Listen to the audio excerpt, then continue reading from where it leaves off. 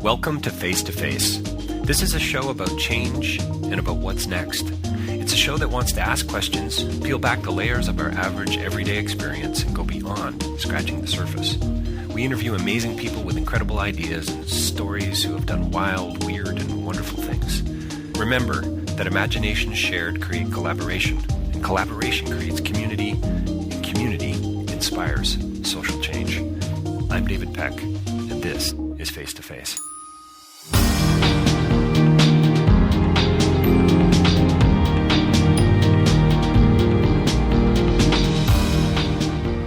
My next interview is with Robert Osborne. He's a senior producer at Dan Builder Productions. He's a filmmaker. He's a storyteller. He is a journalist with tons of experience, years of experience at CTV and CBC and Global, telling important stories that are, in truth changing the world. And we talk today about his new film Unstoppable, which is about the fentanyl epidemic here in Canada. It's a disturbing film. It's a must-see film. It's a movie that honestly that I think needs to get into high school systems and public school systems. I think people, police officers need to see this. There's a lot going on in this film, and like with any story, there are layers to this that are revealed, as you go a little deeper, as you start to ask new and interesting and other questions that go beyond scratching the surface. And Robert and I get into some of that today in our conversation. So please do stay tuned. Check out the film. You can find it on CBC. It's going to be airing again. Unstoppable is the name. My interview with Robert Osborne is coming up. Don't forget davidpecklive.com for more interviews. We're pushing close to 300 online published interviews very soon. Rabble.ca for more other interviews as well as my own. And don't forget, you can come alongside and help support this cause through patreon.com. You can check out my site for more info about my public speaking and my book, Real Change is Incremental. Stay tuned. Robert Osborne. Well, welcome to Face2Face. We are joined by a very special guest today, a filmmaker, a journalist, a writer, just an all-around interesting guy who is the director and producer of a new film called Unstoppable. Robert Osborne is here with us today. Robert, thanks so much for your time. Really appreciate it. Well, thank you for having me, David. I appreciate that. So tell us a little bit about the film has been released, came out on CBC. I believe it's now available online. We'll talk about that again later as we wrap up the interview before we dig into the content. But it is accessible right now. It's up on the CBC First Hand website, absolutely. Excellent, good. So, and it just aired recently. What's the response been so far? It went to air on December 1st. That's the first broadcast. Probably CBC will have a second broadcast sometime in the spring. That's typically what their MO is. The response was amazing. Yeah. We had a huge buzz going on social media. The audience response, the CBC was really happy. We beat the season average for the show by 80,000 viewers. Wow. So they were quite happy with that. And while certainly the viewership of a documentary does not define its excellence, but you know what? It's nice to know that you've got some people in the tent who are watching the piece, right? Of course. That has been your world, hasn't it, as a journalist? I mean, don't you want people to read what you write, what you report on, and so on? Yeah, absolutely. Yeah, absolutely. Yeah. So Unstoppable, Robert, could be about anything. I mean, it could be about academia, it could be about the transport industry, it could be about tourism, but it's not. The subtitle of your film is it's beyond telling, the fentanyl epidemic in Canada. Is it really as bad as the film seems to communicate? Well, certainly all the information that I had pointed to that fact that it is, at this point, if we continue to treat fentanyl as a standard drug that we fight with all the conventional means that we've always used to fight illegal drugs, we're not going to stop it. You say conventional means. What? Yeah, unpack that a little bit for me. So are there non-conventional means, I guess, is the question I've got. When I say the conventional means, here's what I'm talking about. Relying on the police and the border services and all those conventional means of combating illegal drugs to either stop the drug from coming into the country, or once it's gotten into the country, to clean it up and arrest the people who are trafficking in this kind of material, right? And then relying on the social services agencies to kind of mop up the aftermath, right? Those are the conventional kinds of means that we use to deal with illegal drugs. And if we just continue to apply those two approaches to a drug like fentanyl, it is going to continue to overwhelm us. So Beeker, and here's the reason why. Yeah, go. First of all, you can't stop it coming into the country. It doesn't come in a conventional means like cocaine and heroin where they ship, 10, 20, 30, 50, 100 kilos at a time. Those kind of shipments have space. They take room. You need a really developed kind of pipeline to smuggle those kinds of drugs into the country. Fentanyl does not follow those rules because to get fentanyl into the country, all you need to get is a 200-gram package to get into the country. You can cut that at 100-to-1 ratio, and you can create 20 kilos of fake heroin. It's remarkable. So how do you stop 200-gram packages from coming into the country? There are thousands of them that come into the country every day. So you can't intercept all the stuff coming in. That's the one problem. The next thing is, once it gets into the country, you're not talking about sort of conventional organized crime groups that specialize in bringing in fentanyl and selling it. Any mouth breather that knows how to use Tor browser can go online and find a site in Asia that will gladly sell him as much pure heroin or fentanyl as you want. Right. So again, how do you police that end of it? And then the final step is, once it hits the street, if it's not mixed properly and you get a batch that has a hot spot on it, it can kill dozens of people in one day.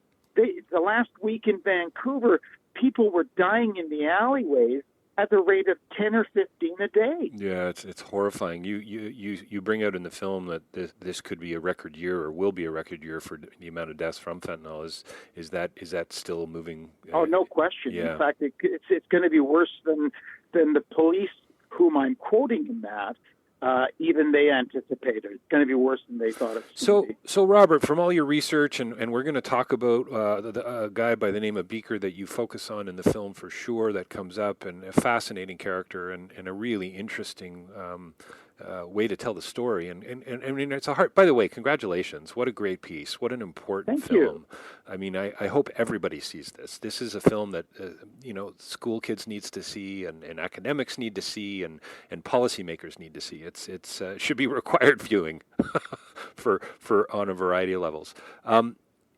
Are we talking about, I mean, is this just a problem with the human condition, at the risk of sounding like I'm looking for one solution? Is this a user problem? Is it I mean, obviously it's multi-layered, but if it's going to come into the country and you can't stop it anyway, then what? I mean, there's a cynical kind of, oh wow, we're going to hell in a handbasket kind of an approach to that, throw your arms up and go, well, now what do we do? You know what? I think you've got a point there, and that's why I'm thinking we have to start thinking outside the box if we're going to deal with this. Because a lot of the people that I ran into, particularly in Vancouver, who worked with the addict population, that was their contention. They said, listen, we are never going to clear up the whole concept that there are going to be addicts, they are going to be addicted to various drugs, and that you're not going to stop. What you can stop is you can stop all the criminality that's associated with their getting those kinds of illegal drugs. And if you clean that up, well, look at some of the experiments that have been done in other parts of the world, most notably in Portugal, where that country went from having an illegal drug problem that was so severe that they really were just running out of money. They reached the point where they just couldn't afford to fight the Wow. illegal drug problem anymore. And so the government, out of desperation, legalized it. And they started to provide the drugs that addicts needed free of charge as part of the medical system. Right. Well, the result has been nothing short of a massive transformation in Portugal. Their police costs are significantly down, their prison population is down, and the organized crime groups that operate in that place have been gutted because they've got nothing to make money on anymore. Right. So we may have, I'm not saying that that's where we've got to go as a society. That's a debate that we have to have as Canadians. But I'm saying that we have to start thinking in different terms to beat a drug like fentanyl, or it is unstoppable. Yeah, it's really interesting. I mean, obviously, I was going to ask you earlier, bigger prisons are not the answer. Well, bigger prisons in any country. Look at the United States. The experiments in the United States are not the experiment. The reality. The United States was they went on a tear of building more prisons, and their capacity. They are now the country. If I'm not mistaken, they have more incarcerated citizens than any other country in the world, and yet it hasn't reduced their crime rate. So what's wrong with that picture? Well, and it seems to me created a whole other level of exclusion, you know? I mean, obviously people need to I guess, what's that crazy phrase, do the time if you've done the crime? I mean, I don't even know what that actually means in truth. But I think you're right. I think redefining what these crimes are made up of may be a much more holistic and long-term answer, because what really comes out in your film is that this is an ongoing problem. It's going to continue. Now, what do we do? How do we address it so that, like you say, the regular stuff the usual stuff isn't working? So how do we address it, and how do we save those lives? And then you tell this story of this epidemic here in the country, in Canada, but you cross cut it so beautifully and so tragically with a family who lose their son. And I think what that does for me as a young, I've got a 9 and 11-year-old, the way you end the film, this idea that this there but for the grace of God, this can happen to anybody. I really do believe that. I mean, that family, and I have an enormous regard for that family, I bet you do. A great deal of affection. They opened up their lives to us in a way that was truly remarkable. I mean, I'm not even sure that I would welcome a documentary crew into my life and pour my heart and soul out in the way that they did. So I admire their courage tremendously. But they are a decent, ordinary, average middle-class family who love Tim Hortons coffee and hockey, and they have houses and mortgages and, everything else. And those kids were both raised, the daughter and the son, the same. And they were both good kids. They finished high school and they went to some kind of post-secondary education, and they both had good jobs. They were not, Byron was not a kid that was a hardcore addict and a criminal and someone we would want to dismiss and say, oh, that's just a junkie and that's just the cost of his bad habit. And if he's going to do that kind of stuff, then, so be it. He was a really average kid. And yes, he had been playing around with some drugs. No question of that. But I think the family is convinced that he had his life turned around and he was back on track until he went to that final party and somebody offered him. Well, that's the tragedy, eh? That final party, as his dad says. I mean, Robert, I mean, you say he was playing around with drugs. I mean, anyone who drinks, anyone who does a little bit of marijuana, I mean, they're playing around with drugs. They're playing around with drugs. So, I mean, are we just talking about, I couldn't help but focus on, you open up the film with it and you kind of, you bring it back, when Beeker talks about how he has, quote, what does he say? I have certain ethical flexibilities. Yeah. I think we all have, and we all play around with that, it seems to me. But with respect to drugs, it's an interesting one, because once you find out that somebody's popping pills, well, geez, they're a junkie. right? They're an addict. But if somebody, I mean, I guess my question is it okay to be an alcoholic in a sense, to drink too much and to put your family and yourself at risk, with alcohol, but not with these other, in italics, illegal drugs? Well, it's interesting. I've had this conversation with Pat O'Connell, Byron's father, on a couple of occasions. We're both about the same vintage. So we went through that time at the end of the 60s and the early 70s when there was a much more permissive attitude towards experimentation. Sure. Yep. And I would be a hypocrite if I looked at people and said, I've never done any kind of experimentation when I was a kid growing up. I mean, and I think a lot of people of my generation probably would have to say the same. At one point or another, they experimented with something, whether it was marijuana or whether it was something a little stronger. It was a very experimental age. The problem with fentanyl is that it does not allow for experimentation. So when I was experimenting, I had a reasonable confidence that anything I was experimenting with was not going to kill me. It may keep me up for a while, and I may have some paranoid delusions, but it's not going to kill me.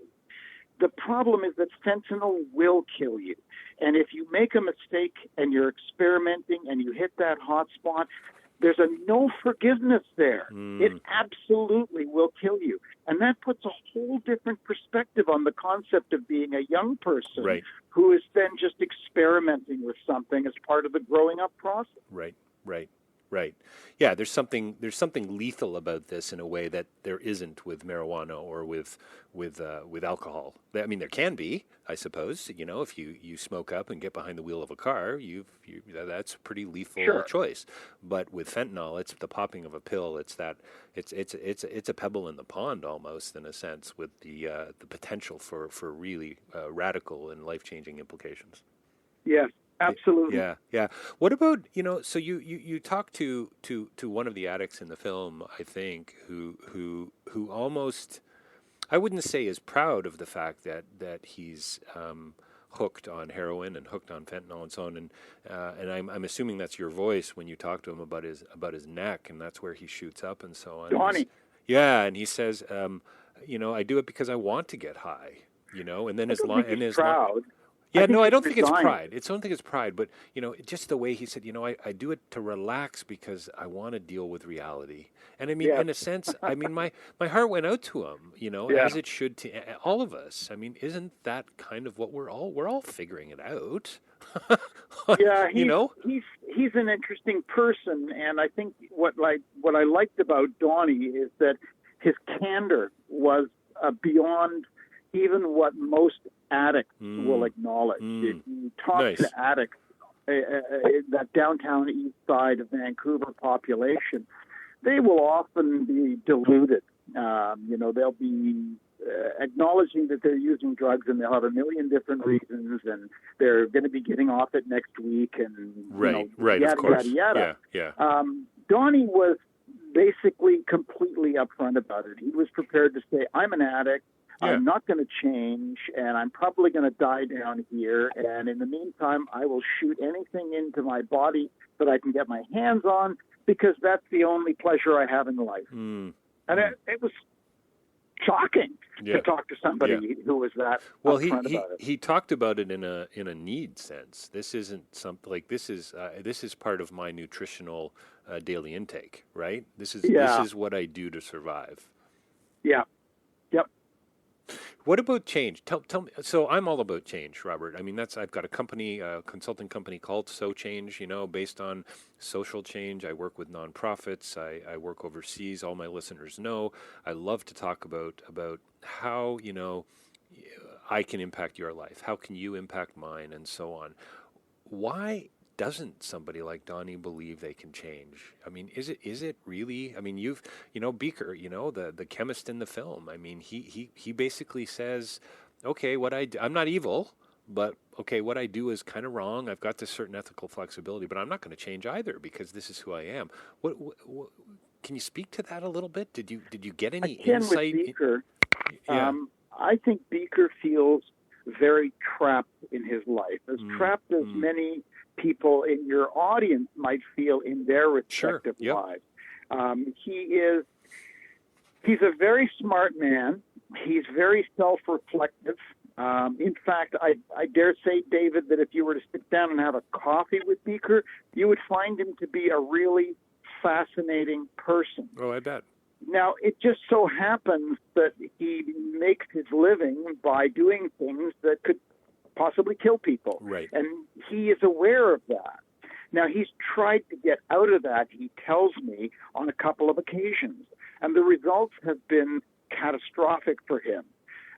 First of all, he is an addict himself, and as an addict, if he's actively using, he could need between $200 to $400 a day to support that habit. Wow. So where do you get cash like that? Yeah.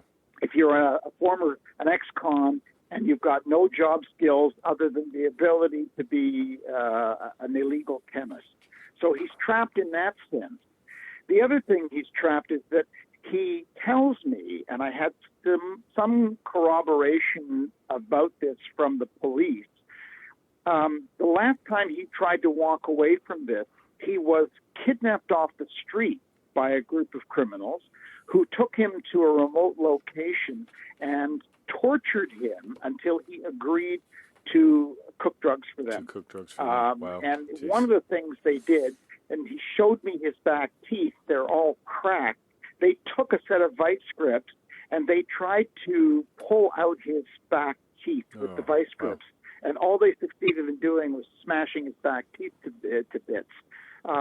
So he relented and went to work for them, and he claims that is how he's ended up in this current mess that he's in. So he feels very much trapped, and he would like to get out of that. Now, having said that, there are other choices that he could clearly be making that he is not making. So, yeah, you can only take that argument so far. Sure. But I do understand that I don't think it's his first choice in terms of how he would like to be living and how he would like to make his living. So do you deal with these guys with the vice grips if you now make this drug legal? I mean, not fentanyl, but if you allow for, what would you say, a more a policed version of heroin? Versus, I mean, didn't it come out in the film that... Do you get rid of people like that? Yeah. Do you totally get rid of that criminality? Well, if you make your living, if you're an organized criminal group and you are making the majority of your money through illegal drugs and suddenly those drugs are being given out for free, you got a problem for cash flow. Your business model is crumbling around you. Your business model definitely crumbling. Yeah. And I'm not saying they're not going to come up with some other creative illegal solution. Of course. But I would say in this country, in most Western countries, by far the most lucrative form of illegal criminal activity is probably related to drugs. Right. And doesn't it, the issue really from a chemical perspective is that the heroin that's on the street, 90% of it is fentanyl. And the issue is not so much with that, it's the way it's made. That's the problem. Is that from a health perspective, from an overdose perspective, and then the drug looks like they often put it into like an OxyContin pill that you might actually get over the counter.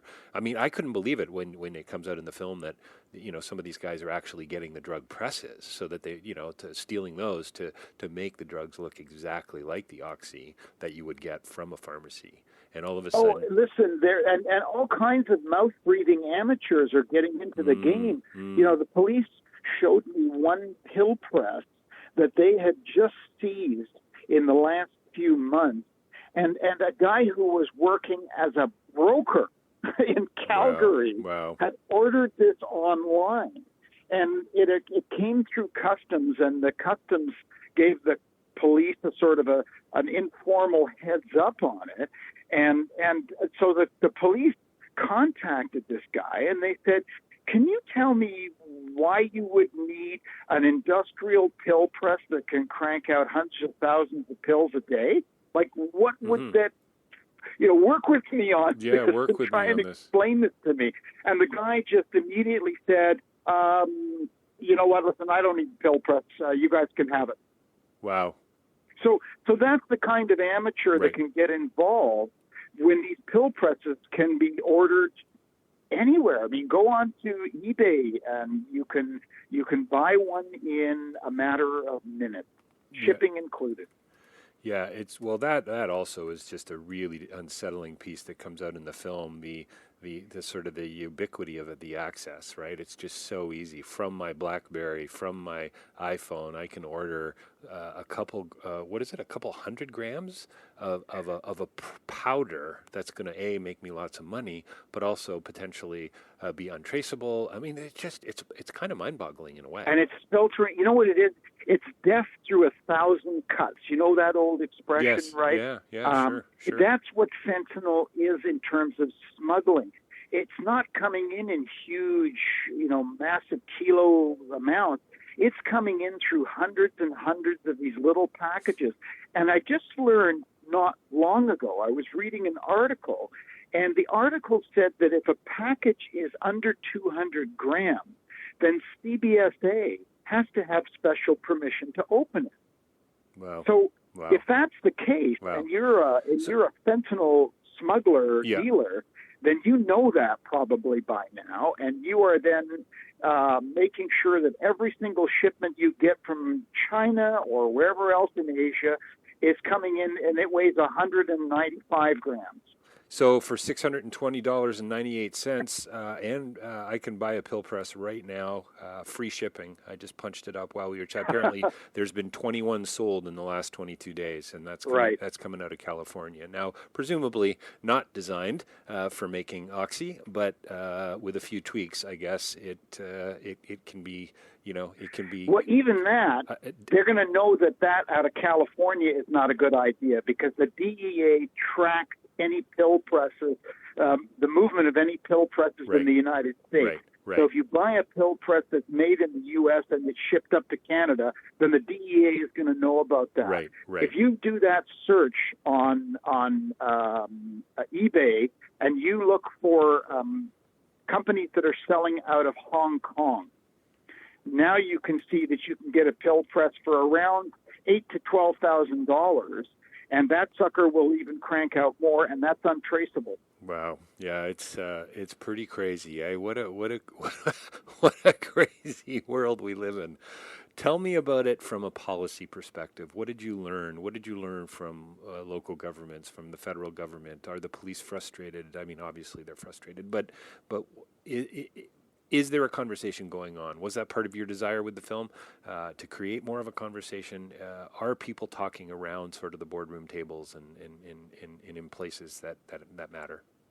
I was very heartened to see about a week before the film went to air that there was a meeting. Christy Clark, the BC Premier, flew out to Ottawa, and there was a meeting of all the sort of players, and they're pushing very hard for some kind of a national strategy towards fentanyl. And one of the players sitting at the table, finally, was the Department of Foreign Affairs. Because if we don't get Foreign Affairs involved, if they're not talking with their counterparts in various Asian countries, and they know which ones they are, yeah, sure. And they are trying to get them to control the manufacture of fentanyl and other related drugs, because it doesn't have to be fentanyl. It can morph overnight into something else. If they're not getting those countries to control the manufacture, then we are just all we can do is sit and wait for the tsunami to hit us. Well, and I think that also comes out sort of, and I'm thrilled to hear that you're encouraged by it, and I think it's interesting. I would not have gone to Global Affairs. I would not have gone to the Department of Foreign Affairs for this, but it makes perfect sense that's, from a top-down perspective, but I think, having spent a lot of time in development and working with CEDA before, and then DFAD and now Global Affairs, seeing how little some of these agencies and departments are actually talking with each other is what I always found so discouraging. That the top and the bottom weren't connected, if you know what I mean. Well, they've got to get involved because, you have to remember that for the most part, the labs that are manufacturing these products they're not these clandestine little kind of back alley shops. Right, They're just normal pharmaceutical companies. They're not even making a product that in China is illegal. Yeah. So there was a recent agreement that was signed between the RCMP and the Chinese police to work better cooperation about fentanyl. But I looked at that and I thought, well, bravo for the initiative. But on the other hand, what are the Chinese police going to do? Right. Because the product isn't illegal in their country. So you need to get into the higher levels of the Chinese government, and you've got to impress upon them that they have got to control rigidly the manufacture of synthetic opioids. Yeah. Yeah, well, there's certainly no easy solution to any of these things, it seems to me. But I love what you've done with the film and the way you've rooted it in this personal story and also shown the complexities of it. This is clearly a tragic sort of unfolding of events here in Canada. And I don't know. Having spent so many years in journalism, you must have come across these types of stories before, and if you're still digging, I would like to think you're still hopeful. Is that a fair assessment? I've never come across a story like this before. I've never come across a drug, and I've done lots of drug pipeline stories. Sure. Okay. Stories about ecstasy coming from Asia into Canada and down to the U.S. and the whole crystal meth epidemic that was, overtaking Canada and was also, being a launch pad to the United States because we hadn't dealt with the precursor problem.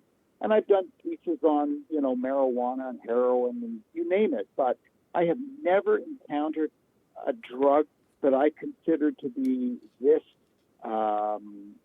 problematic. The police often can be accused of kind of pumping up the volume on their fight against various drugs, and they will, they'll come up with these estimates that make things seem much, much more of an issue than they possibly are.